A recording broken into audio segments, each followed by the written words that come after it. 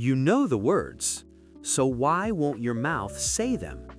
You know I want to say something, clear in your head. But when you open your mouth, it comes out slow or wrong, or you stop halfway. And then you think, my English is just not good enough yet. But that's not the problem. Then what is? Your mouth hasn't had enough direct practice yet. That's it. You've been training your brain, vocabulary, grammar, listening, all of that is good. But your mouth never had its turn. And Lucy has a 5-minute daily routine that fixes this. We're going to go through it today, step by step, and you're going to try one part of it before this episode ends. The 5-minute system, step by step, is coming in a few minutes, and one of the steps is going to surprise you. We'll get there. Welcome to Steps to Fluency. I'm Lucy. And I'm Jack. And today, how to train your mouth to talk, not your brain, your mouth. Let's go. You've been training the wrong thing. Your brain knows more English than your mouth can say. Today, we fix the mouth. Okay, let me ask you something. Have you ever read about how to ride a bike? The rules, the balance, how to move your legs? I mean, not specifically, but I know what you mean. Right. So imagine you read 10 books about riding a bike. You know everything about it, the technique, the balance, what to do when you fall. And then you try to ride. What happens? You fall. You fall. Because knowing about something and being able to do it, those are two completely different things. English speaking is exactly the same. You can know all the vocabulary, all the grammar, all the rules, but if your mouth never practiced the actual movement, the sounds, the speed, the rhythm of English, you're going to fall every time you try to speak. Because the mouth is a muscle, right? The mouth is a muscle. Actually, many muscles, your lips, your tongue, your jaw, and muscles need practice. In your first language, you practiced those muscles every day since you were a baby, thousands and thousands of times. In English, probably almost zero mouth practice. That's actually kind of shocking when you think about it. We spend years learning English, vocabulary, grammar, reading, listening, and almost nobody says, but you also need to train your mouth separately. Think about how many hours you've put into English, how many lessons, how many videos, how many books, and nobody, not one teacher, not one course said, by the way, the physical part of speaking needs its own practice. You were just expected to study English and hope that speaking would follow. It doesn't always follow, and that's not your fault, but now you know. There's a big difference between learners who get better and learners who stay stuck. And it's not intelligence, it's not natural ability. We'll show you exactly what it is, a little later in this episode. Your mouth is a muscle. You've been training your brain for years. Today, the muscle gets its turn. It's not just your brain. Your mouth needs training too. Your mouth just hasn't had its turn yet. Now you know why the mouth gets stuck. What you need is the exact practice, step by step. Simple enough for a beginner, powerful enough for an advanced learner. Here it is. 5 minutes a day. That's all. But it has to be the right 5 minutes. Here's how it works.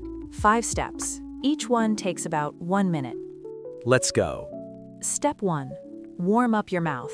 Yes, like a warm-up at the gym. Before you run, you stretch. Before you speak English, you wake up your mouth muscles. And how do you do that? Simple. Roll your lips, buzz them together for a few seconds. Then stretch your smile wide, hold it, relax. Open your jaw wide and close it slowly, 3 or 4 times. It sounds silly, it looks silly. It sounds very silly. But it works. You're telling your mouth muscles, okay, we're about to speak English now. Get ready. A warm mouth moves faster and more naturally, trust me. And if you feel embarrassed doing this alone in your room, good. That means you're doing something new. New things always feel a little strange at first. Do it anyway. Step 2, the mirror. This one I actually tried. It felt very strange. Tell me what you did. I stood in front of the bathroom mirror. I looked at myself, and I said a sentence in English, slowly, and I watched my mouth move. And? And after a few times, I noticed things, My lips weren't fully forming some sounds. My jaw was barely moving. I was mumbling. Most people mumble in English because they can't hear themselves clearly enough to know it. The mirror shows you. Here's what to do. Choose one simple sentence. My name is Jack. I'm learning English.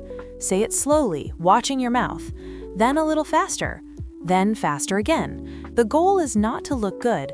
The goal is to see how your mouth is moving and fix it. Step 3. Connect the words. This one comes from the way native speakers actually talk.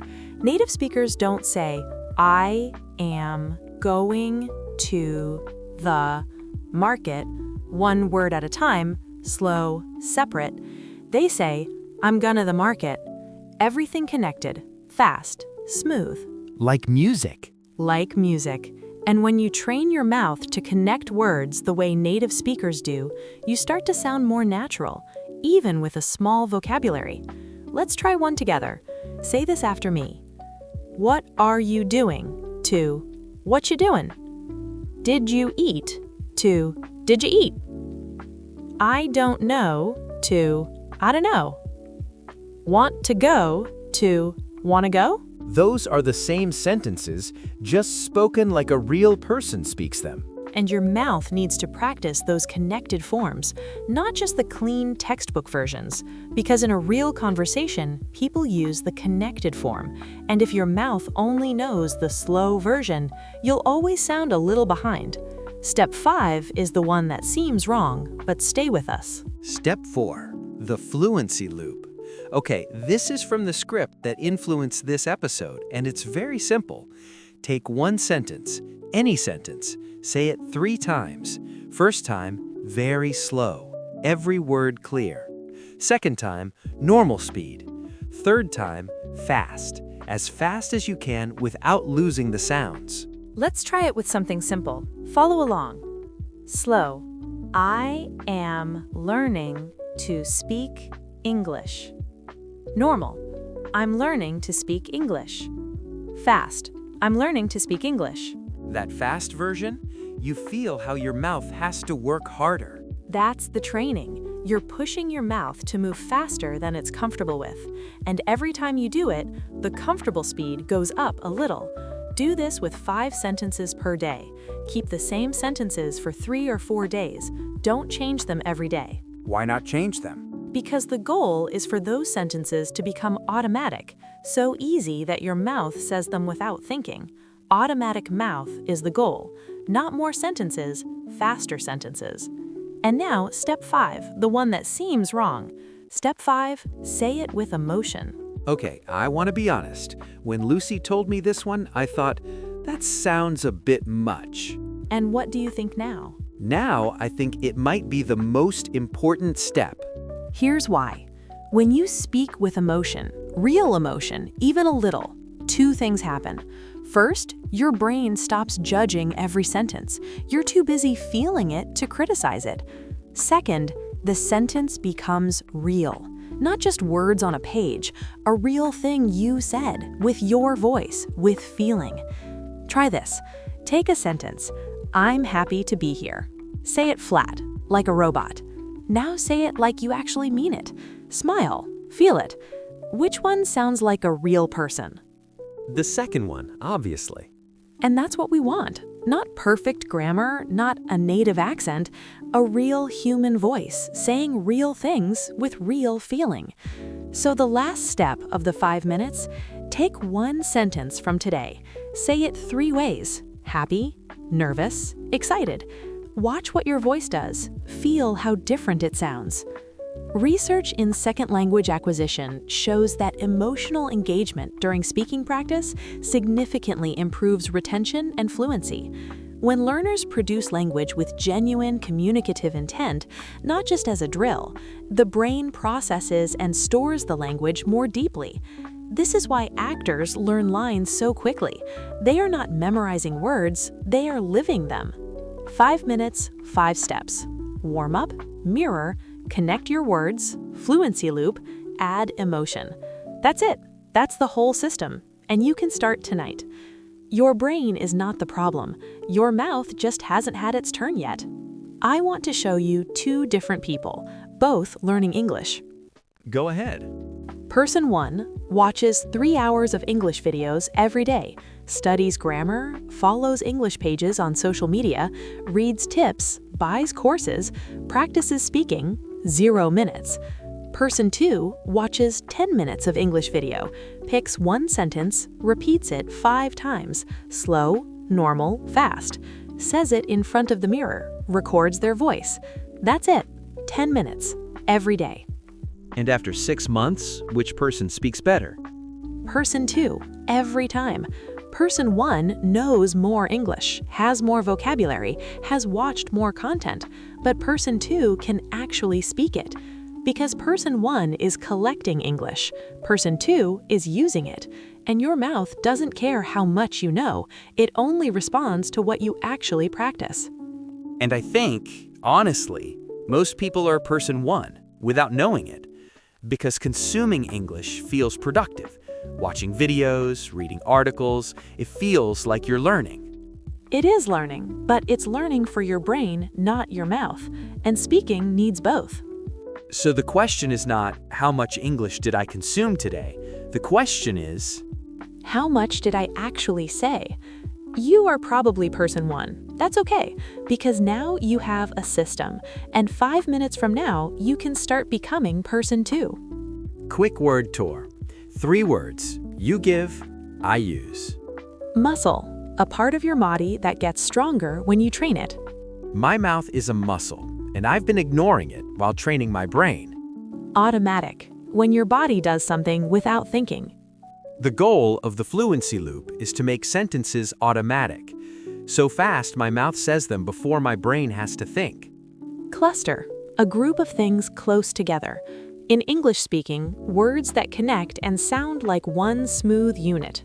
I'm practicing sound clusters, saying words connected, the way native speakers actually talk. Perfect. All 3. One thing, right now, before you close this episode, say this sentence out loud in English 3 times. Slow, normal, fast. I am training my mouth to speak English. I am training my mouth to speak English. I am training my mouth to speak English. That was step 1 of the Fluency Loop. You just did it. You're already Person 2. Here's what I want you to remember from today. Fluency is not about talent. It's not about how smart you are. It's not about having the perfect accent. Fluency is a decision to train every day, even 5 minutes. People who speak English confidently didn't find it easy at first. They practiced in the mirror when nobody was watching. They said sentences alone in their room. They felt awkward. They kept going. That's the secret. Not talent, just showing up and opening your mouth. Today's question for the comments. What is the hardest part of speaking English for you? The speed? The sounds? The fear of making mistakes? Tell us in 1 sentence. We read every comment. And if you know someone who says, I understand English, but I can't speak it, this episode is for them. Send it now. One more thing. We trained the mouth this week, but there's something else happening when people speak English. Most learners sound different, quieter, flatter, like less themselves. Less themselves? Like their real personality doesn't come through. In their own language, they're funny, confident, warm. In English, something gets lost.